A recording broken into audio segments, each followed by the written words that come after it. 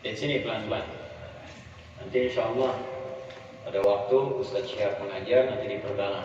Beliau juga ahli Quran, hafal Quran dengan riwayat-riwayatnya. Ya. Kalau dituliskan begini, ini bentuknya mufrad, tunggal, singular, jomblo. Maknanya satu, single.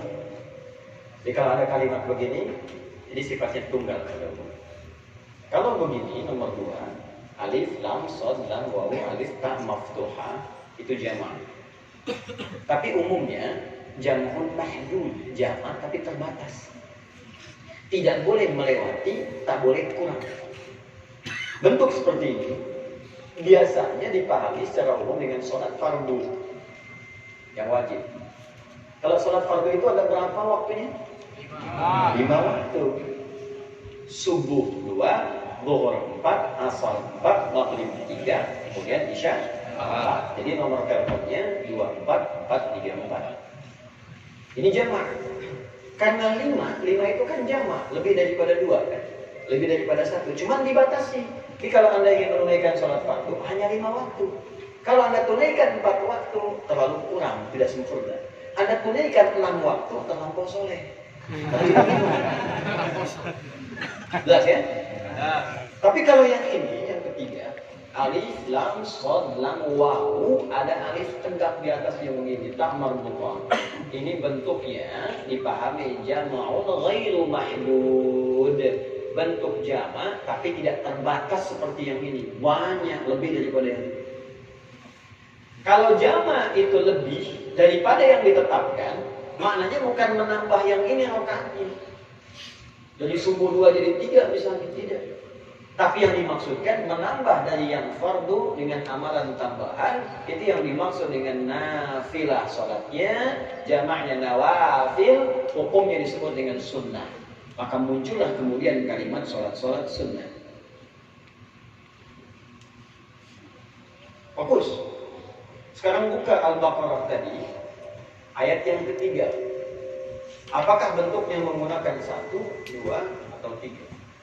Anda silakan cek, maka bentuknya itu menggunakan yang ketiga. Alif, lam, shad, lam, wawu, alif tegak, tak marbutah di ujungnya. Alladzina yu'minuna bil ghaib wa yuqimunas shalah. Bentuknya yang ini. Yang ini ada di Quran surah kedua ayat 238. Paling kanan sebelah atas. Hafizu 'alas shalawat. Tapi ketika Allah kemudian meminta kita dan menjanjikan memberikan hidayah, hudal lil muttaqin, kalau pengen dapat hidayah, kalau pengen dapat kebahagiaan, pengen dapat kesuksesan, pengen dapat segalanya, kata Allah, nih maksimalkan sholatnya dulu ini. Kalau bisa tambahkan dari yang fardu, tambah sunnahnya, maksimalkan, supaya kita bisa mendapatkan kenikmatan sholat itu. Ya mohon maaf ya, jangankan jadi direktur, yang pengen dapat kerja biasa pun tetap 5 waktu juga. Silakan cek. Jangankan pengen kaya di konglomerat, yang pengen kaya biasa pun, atau yang pengen punya harta pun 5 waktu juga. Sekarang Anda pengen lebih daripada itu, masa cuma waktu 5 waktu juga? Tambahkan, tambah dengan sunnahnya. Maka dari itu kalau Anda ingin mendapatkan, menjemput hidayah Allah untuk meraih kebahagiaan, tadi bahagia pengen tambah, hidup pengen sukses, semua pengen didapatkan kenikmatannya, maka jalan pertamanya yuk tambah sholat sunnah. Alhamdulillah. Karena itu setiap ada kalimat sholat sunnah itu disunnahkan untuk kita selalu bersanding dengan keistimewaan yang menambahkan pada sholat fardu. Kalau nggak percaya silahkan. Sekarang perhatikan baik-baik. Ada sholat sunnah yang ditunaikan di malam hari bentuknya. Namanya apa? Tahajud. Sekarang buka ayat tahajud. Quran surah ke-17 ayat 79 sampai 81. Paling kiri di pertengahan di mushaf. Lihat kalimatnya. Wa minal laili fatahajjad bih. Dan dari sebagian malam, gak usah semua. Terlalu berat, jangan semua malam, sebagiannya jangan sedikit. Ya. Ada lail, ingat, ada lail, ada lailah, itu beda. Tidak sama. Kalau lailah tambah ta itu sifatnya keistimewaan yang melekat di malam. Ya, itu lailah. Makanya ketika Allah menyebutkan malam Al-Qadar pakai lailah karena malam itu istimewa, beda dengan malam biasa. Inna anzalnahu fi Lailatul Qadar. Kenapa pakai Laila bukan Lail? Karena malam itu istimewa, beda dengan malam-malam biasa. Tapi kalau kalimatnya hanya menggunakan lail, layali, lela, lili, lala, artinya malam. Ya, Ibu Leli, Ibu malam-malam. Lail, kata Quran, wa minal lail, minnya litab'id. Dari sebagian malam, nggak usah semua. Kamu pakai sebagai istirahat dulu. Istirahat dulu, malamnya bangun untuk sholat. Fatahajjad bi. Sedikit, teruskan dulu, baru saya kembalikan ke tahajud. Tunaikan tahajud. Tidur, bangun malam. Sekarang kenapa saya tahajud ya Allah? Nafilatan lak, itu cuma sunnah, tambahan. Tapi jangan dikira tambahan ini tidak ada istimewanya. Kata Allah, orang yang rajin tahajud aku berikan 4 kemuliaan. Yang tidak diberikan pada yang tidak tahajud.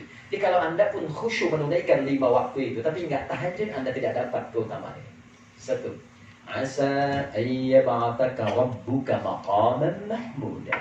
Ada maqam, ada maqaman mahmuda, beda. Kata Allah, orang yang rajin tahajud, asa, dalam ilmu nahwu, asa sering diartikan dengan sesuatu yang dekat pada kepastian.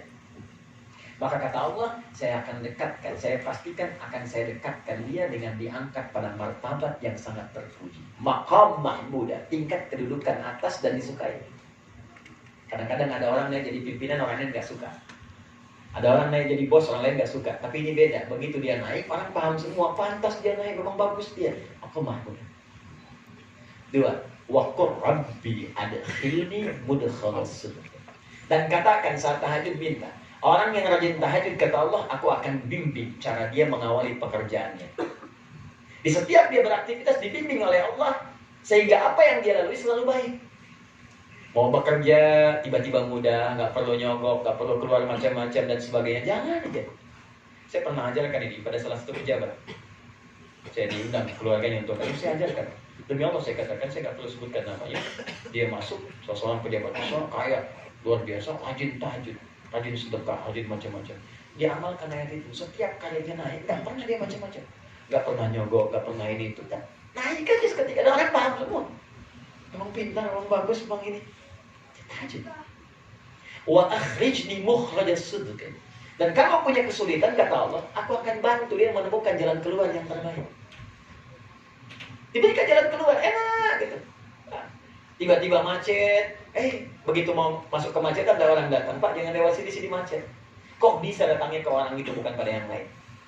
Terakhir, waj'alni min ladunka sultanan nasira. Dan aku tolong dia dibimbing oleh Allah ketika ada yang akan mengusilinya dalam hidup. Langsung Allah jadi pelindungnya dalam kehidupan.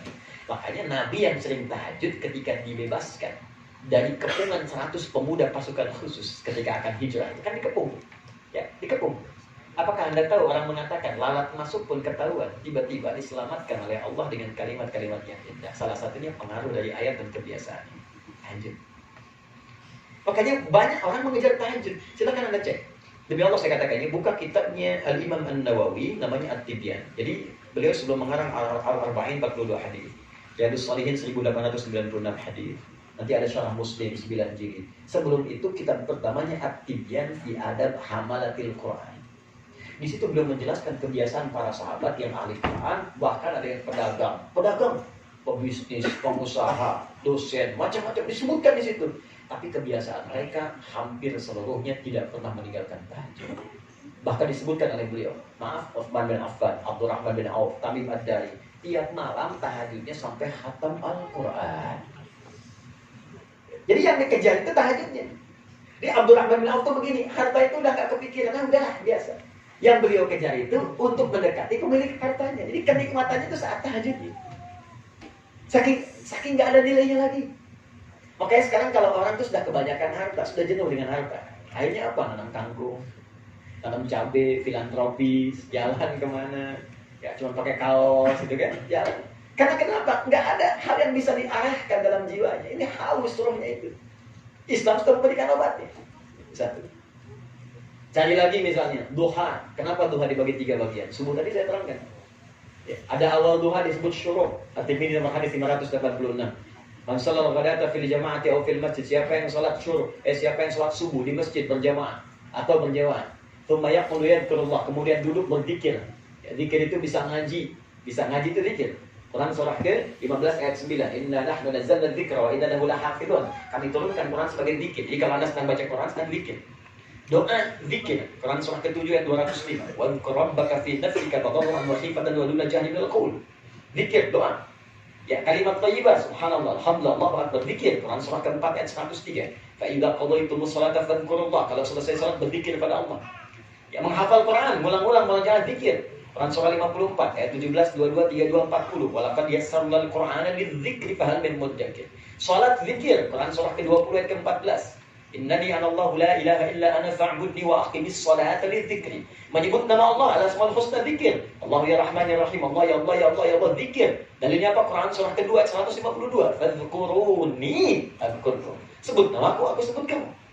Ya, kulit Allah. Quran surah ke-17 ayat 110. Kulit Allah, panggil Allah. Awil Rahman ayyamatan wa fa'al asmaul husna. Ba'da salat duduk zikir sampai tiba awal duha hatta bidayatil duha. Fayusalli rak'atain, kemudian dia bangkit salat 2 rakaat, dikenal dengan syuruk namanya. Jadi awal duha, duha itu lewat dari tempat terbit. Tempat terbit disebut masyriq, pergerakan disebut isyraq. Posisi awal duha, bayangan satu tombak disebut syuruk. Itu awal duha. Enggak ada salat syuruk yang ada awal duha. Iya, awal duha itu syuruk, Joni. Sama saja. Kalau dia selesai salat, fakana alaihi ka ajri hajjin wa umratin, dapat pahala senilai haji dan umrah. Pahalanya senilai itu. Makanya nggak mudah. I'tikaf dulu, zikir, baru salat. Tapi bukan berarti sudah haji dan umrah. Dapat pahala dari mana? Masjid Al-Barakah ngapain sampai jam begini? Habis haji. Bukan. Kejar-kejar nanti. Bukan. Ya, dapat pahala senilai haji dan umrah. Kalau dapat pahala senilai itu minta, ya Allah, mudahkan saya haji ya Allah. Ya Allah, saya pengen umrah dipercepat. Pahala duha, pahala syuruk 2 rakaat sebelum zuhur ada 4, setelah zuhur ada 2 rakaat sebelum subuh, lebih daripada dunia dan seisinya. Orang yang membiasakan 2 rakaat sebelum subuh akan dimudahkan oleh Allah urusan dunianya. Kerjanya lancar, ya, karirnya lancar, baiknya lancar. Itulah dia yang dimaksud salat. Sekarang saya tanya kepada Anda, sudah berapa banyak Anda mendekati Allah dengan meningkatkan salat tadi? Tuntutan banyak, tapi nggak ada yang dieksekusi. Aku ingin kaya ya Allah. Nih saya berikan jalannya 2 rakaat sebelum subuh. Kebagian ya Allah. Apa yang dikasih gampang. Makanya ketika di hadis Muslim disebutkan nomor hadis 724, rakaat al-fajri khairum minad dunya wa fiha. 2 rakaat sebelum subuh lebih daripada dunia dan seisinya. Kayak orang membiasakan itu dapat. Anda pengen apa? Allah kasih jalannya. Ini ada sholat begini. Makanya ketika sholat disebutkan, langsung disandingkan dengan kalimat pemberian solusi. Setiap Anda butuh masalah, sholat. Dalilnya, Quran surah kedua, ayat 45 sampai 46, dikuatkan di ayat 153. Quran surah 2, ayat 45, plus 46, ya. Ini untuk khusyuknya, dikuatkan di ayat 153-nya, paling kanan, sebelah bawah di mushaf. Lihat ayatnya. Wasta'inu bis-sabri was-salah. Perhatikan bentuknya perintah. Wal aslu lil amri, awas, lil wujub. Asal perintah itu wajib. Wasta'inu, dan jika Anda punya masalah dalam hidup. Perhatikan cara makanya. Ya. If you have any problem in your life, jika Anda punya masalah dalam kehidupan, idza wajadta mushkilah fi hayatik. Kalau Anda punya persoalan dalam hidupmu, jangan mengeluh. Mengeluh tidak menyelesaikan masalah. Gak usah bikin status. Kok tidak seperti yang aku kira? Akan selesai masalah. Ada juga. Gak nyangka ya, bukan macet. Emang kenapa? Gini media sosial, update status. Ada kerjaan. Nah, lihat sini. Kata Allah, wasta'inu. Kalau Anda punya persoalan, segera minta tolong kepada Allah, minta solusi. Pertama, bagaimana caranya ya Allah? Bis-sabri, sabar. Sabar itu bukan diam. Perhatikan cara sabar. Tadi subuh saya uraikan sedikit. Teman-teman, Allah menguraikan setidaknya 3 cara untuk kita bisa sabar. 1, ada di Quran surah kedua ayat 286. Ini cara sabar tingkat pertama. La yukallifullahu nafsan illa. Kalau Anda sedang diuji dengan persoalan apapun, yakinkan pada diri Anda, ujian itu memang sesuai dengan kesanggupan kita. Tak mungkin Allah menguji seseorang kalau dia tidak punya kemampuan mengatasinya. Jadi kalau Anda sedang dapat ujian, kata Allah, rasakan Anda mampu. Memang Anda yang mampu, yang lain tidak. Kalau nggak mampu, Anda nggak akan diuji. Kalau Anda tak sanggup, Anda nggak akan diberikan ujian itu. Karena Anda sanggup pada diberi. Adi Hidayat nggak mampu, Anda yang mampu. Makanya Anda dikasih. Ya. Dia jangan pernah katakan, ya Allah, why me? Kenapa saya? Kata Allah, why not? Kamu yang mampu. Kamu yang bisa. Dan nggak usah dibikin status juga, memang cuma saya yang mampu. Saat diyakinkan, itu membuat motivasi pada diri kita. Bisa saya, bisa. Kamu bisa. Nah, dulu kan Jepang dulu pakai itu tuh. Dikeluarkan kalimatnya. Korea mengikuti. Ya kita yang punya teorinya. Ya. Dulu seperti itu. Kamu bisa. Dulu ada benteng Takeshi itu. Kamu bisa. Saya nggak senang nonton, cuma pernah lihat tuh dulu ya. Tahu Dragon Ball, ya, Songgohan, kemudian Piccolo gitu kan. Saya tahu yang lucu Suzuki yang di Watanabe itu. Nonton tidak? Ya, Anda mau tanya apa? Bola saya apa? Liverpool di atas saya apa? Liverpool kemarin juga menang lagi 2-1. Ya, saya tahu. Salah masukin lawan MU. Ya, menit ke akhir-akhir injury time saya tahu. Ya, keduanya coba Manchester City cuma beda jauh nomor poin. Itu sekarang Modeta Inter saya tahu. Barcelona kemarin kalah 2-0 saya tahu. Fokker mau dipecat juga saya tahu. Mau tanya apa Anda? Nonton tidak? Ya. Timnas Indonesia pelatihnya orang Korea, saya tahu juga. Ya, kalah dia kemarin ya, berusaha. Ya cuma nonton tidak. Saya balikin lagi ke awal ya. Jadi teman-teman sekalian, perhatikan baik-baik. Semua kita pasti diuji. Katakan mampu. Cara kedua, di Quran surat kedua ayat 155. Walanabluwannakum bisyai'. Kata Allah, memang semua orang hidup itu pasti diuji. Nih, lihat persamaannya. Hidup itu bersanding dengan ujian, dengan masalah. Tapi kata Al-Quran, saya hadirkan ujian ini, kata Allah, bukan untuk menjadikan hidup manusia bermasalah, bukan. Tapi untuk meningkatkan kualitas hidupnya. Sebab kalau nggak ada ujian, kualitas kita itu nggak nampak. Coba lihat, di sini ada SD nggak? Ada. Ada SMP, setingkat SMP. Ada. Ada setingkat SMA. Bagaimana caranya anak SD bisa masuk ke SMP? Kan diuji dulu.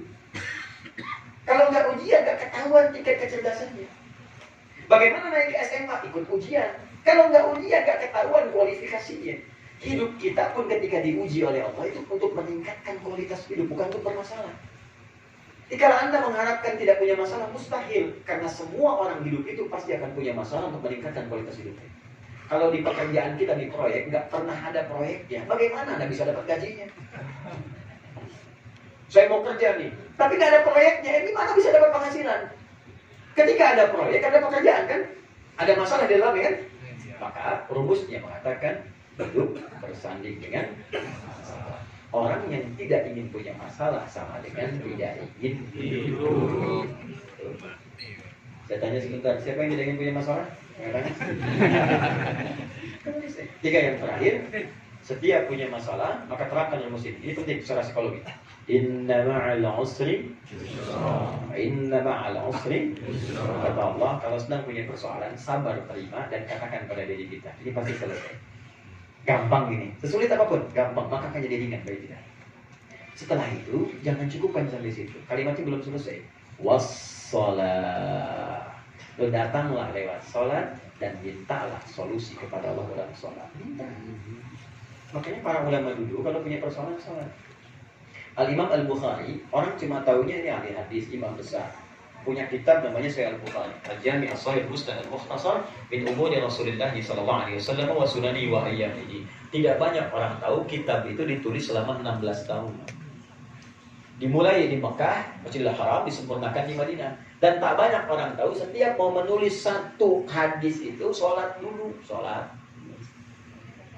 Bahkan para nabi Rasul terbiasa sholat. Silakan cek, Nabi Zakaria itu bertahun-tahun gak punya keturunan. Bahkan istrinya itu divonis oleh medis menopause plus mandul, maaf. Kata dokter gak bisa, kata medis mustahil. Tapi apa yang terjadi? Beliau kemudian meninggalkan pendapat manusia, mengarah kepada Allah yang tidak punya batas mustahil. Maka sholat. Begitu sholat, minta sama Allah. Qala rabbi hamdi min ladunka dzurriyyatan thayyibah innaka sami'ud du'a. Ya Allah, mereka mengatakan aku gak punya keturunan. Maka aku tinggalkan pendapat mereka, aku minta kepadamu saja yang tidak punya batas dalam pemberian. Disebut namanya Wahhab, yang memberi tanpa batas. Tiba-tiba apa yang terjadi? Belum selesai sholatnya, baru selesai doanya, turun jawaban. Ayat 39 di Quran surah ketiga Al-Imran. Fanadatul malaikatu wa huwa qa'imun yusalli fil mihrab. Annallaha yubashshiruka bi Yahya. Tiba-tiba turun malaikat menjawab doanya, langsung ada berita dari Allah. Anda akan punya anak namanya langsung dari Allah Yahya, artinya hidup. Yang mustahil menurut manusia, lahir dari rahim seorang perempuan yang menopos dan mandul, kata Allah nggak ada yang mustahil. Kau minta padaku, aku berikan yang menurut orang mustahil. Maka hidup dan lahir dia Yahya. Kapan terjadi? Masih berdiri dalam sholat. Nabi Isa, Yesus, Mesias, sholat. Buka Quran surah ke-19 ayat 31 sampai 33. Nabi Musa, sholat. Quran surah ke-20 ayat ke-14. Nabi siapa lagi? Ismail, sholat. Bahkan minta keluarganya sholat. Wa kana ya'muru ahlahu bis-sholat. Quran surah 19 ayat 55. Semua sholat. Makanya risalah wahyu dari Nabi Nuh sampai Nabi Muhammad ke atasnya Nabi Adam semua sama.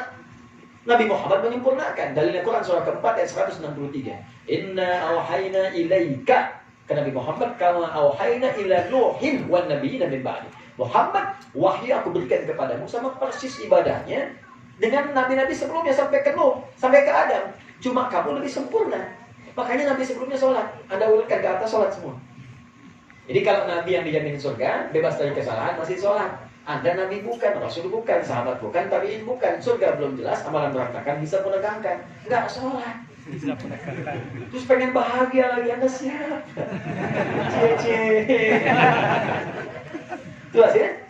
Nah ini satu. Jadi saya ajarkan satu aja dulu. Sekarang perbaiki sholat dulu.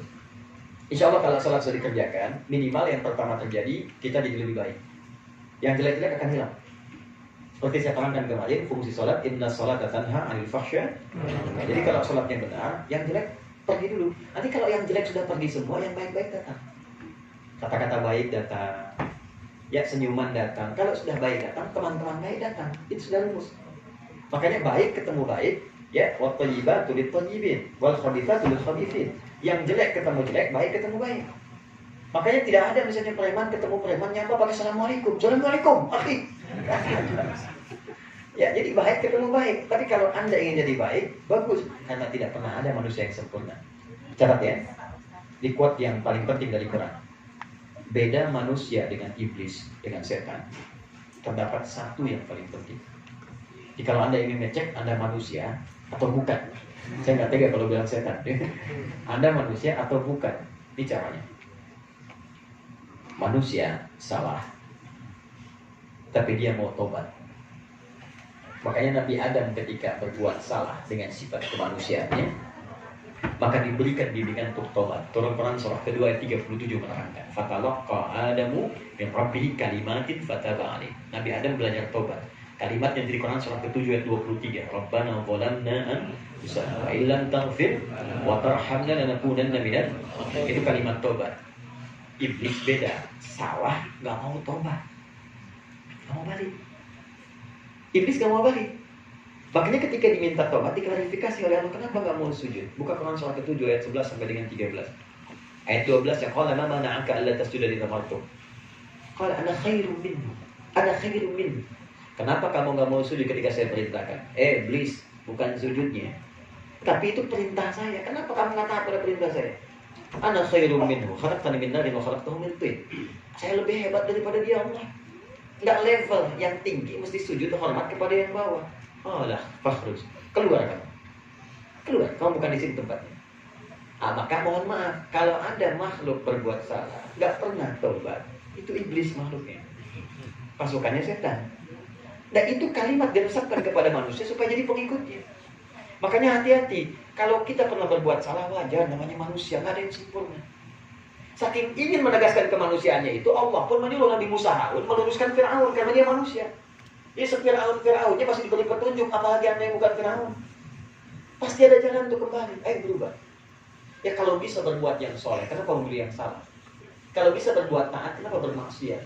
Rizki kita sudah diatur, cuman cara wafat kita dan surga kita yang belum tahu tentang itu. Makanya setiap kita pasti akan pulang sebelum wafat. Kita nggak tahu apakah di Korea, apakah di Indonesia, Ada yang berharap meninggal di tanah suci, tiba-tiba di tanah abang wafatnya. Jadi, kita nggak tahu kapan. Yang kita nggak bisa pilih, ya bisa antum duluan, saya belakangan, bisa. Atau bisa ditukar, mungkin terjadi saya belakangan, beliau duluan. Atau mungkin memang saya duluan, bisa jadi duluan menggotong jenazah beliau. Kalau makanya kita nggak tahu, kita nggak tahu. Mungkin saya benar-benar duluan dan pulang. Ya, jelas ya? Jelas.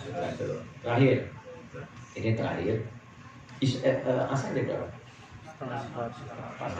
Masih lama. Ya, cepat tunaikan di waktunya. Saya berhenti nanti sekitar 15 menit lagi. Setelah itu diskusi, kalau ada yang tanya silakan. Ya, sekitar jam 3 atau 3.15 saya berhenti supaya ada 15 menit persiapan asar. Ya, saya akan langsung ke Seoul setelah ini. Ya. Nah, alhamdulillah saya diberikan kesempatan oleh Allah untuk lihat-lihat karena tiket pesawatnya sudah sold out, kemudian juga tiket kereta juga udah nggak dapet, jadi sekarang pakai darat. Ya, jadi lebih banyak yang dilihat, jadi mampir ke Masjid Al-Fatih, lihat-lihat juga. Terus sekarang lihat antum Al-Fatih sebetulnya bukan Al-Fatah. Ya, cuman salah terjemahan, salah tulis jadi Fatah. Ya, itu nama masjidnya Al-Fatih yang nyumbang orang Libya tahun 1980. Al-Fatih itu nama dari Gaddafi disebut Fatih pada saat itu di Libya. Saya tinggal lama di Libya dengan Ustadz juga, Ustadz Syihab ya. Nah, itu Al-Fatih nama masjidnya, cuma salah terjemahan. Makanya ketika Anda ke sana, kan atasnya itu ada tulisan, ya kan? Nah, tulisan bahasa Inggris, kemudian ada bahasa Indonesia, ada bahasa Arab di bawahnya. Yang di atasnya Fatah, bahasa Arabnya Fatih. Nah, coba cek lagi ke sana ya, cek lagi. Barangkali mungkin saya yang keliru, tapi nampaknya Anda yang salah. Alhamdulillah bisa mampir-mampir sini juga hampir 2 jam saya nyampaikan, Masya Allah, mudah-mudahan jadi lebih baik. Sebelah sini sudah semakin bercahaya wajahnya ya, aturan lampu.